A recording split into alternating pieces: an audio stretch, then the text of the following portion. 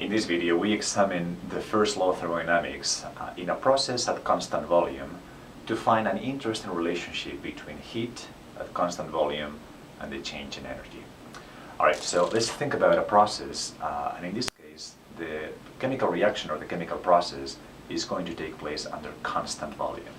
Okay, so this may be a process like this where you have a system inside a cylinder, but this piston that is the limit to the cylinder is locked into place, and that means that the volume will not change. Okay, so you might have here some reaction A and B, and then after the process takes place, if it's a chemical reaction, then you will still have the same cylinder, same volume, and then you'll have products C and D.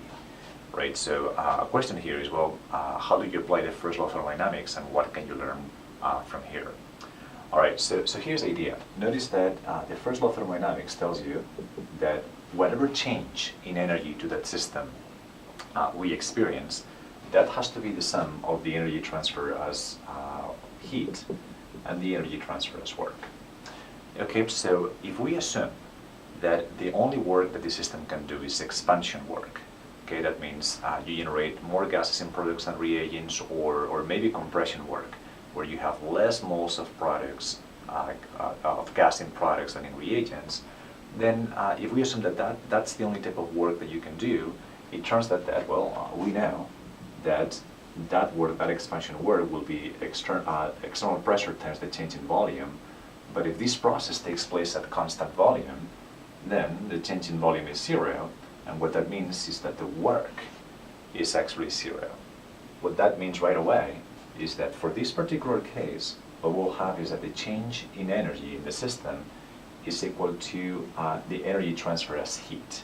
Okay, something that we're going to do here that is extremely important is to add a V subscript to that heat to clearly specify that this only happens, that the change in internal energy is equal to the heat only when you're working at constant volume.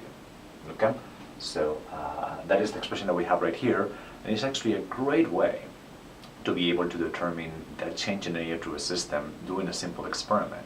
Right, so something that you could simply do in this particular experiment is have this system, say underwater or maybe in an ice bath, and from there you can actually calculate how much energy has been transferred as heat from the reaction to the bath, because maybe if this is an exothermic reaction, then that water bath or that ice bath will actually elevate its temperature, right? And then from that change in temperature in the water, you can calculate how much energy as heat has been absorbed by that water, and then back calculate what is the change in energy into the reaction. That's something that is used in processes like adiabatic, bomb calorimetry, and so forth. Okay, but the important aspect of this video is to recognize that when you're working at constant volume, then measuring the change in energy is trivial. You simply have to measure how much energy has been transferred as heat, and that will be what this is. Now, something important here is that delta E, the energy, is something that we call a state function. So in reality, the changes to the energy actually they do not depend on whether you're working at constant pressure or at constant volume, as long as the initial and the final states are the same. However, heat and work are dependent, right? So sometimes you will have that if you're working at constant volume, then the heat will be Q sub V, and if you're working at constant pressure, heat will be Q sub P. Okay, and these two things are actually not the same, right? So what that means is that the heat does depend on whether you're working at constant pressure or constant volume. Heat and work are not state functions. For work, is very simple. That is that if you're working at constant volume, that work will be zero if the only work that you can do is expansion.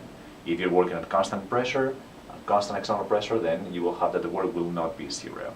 So you can clearly see how work and heat are not state functions. They do depend on how the process is carried out, but the change in energy actually does not.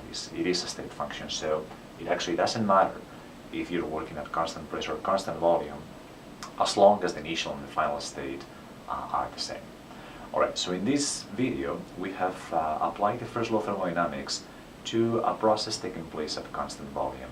And what we have seen is that if you work at constant volume, then measuring the change in energy in a process looks very simple, because the only thing that you have to do is try to measure how much energy has been transferred as heat.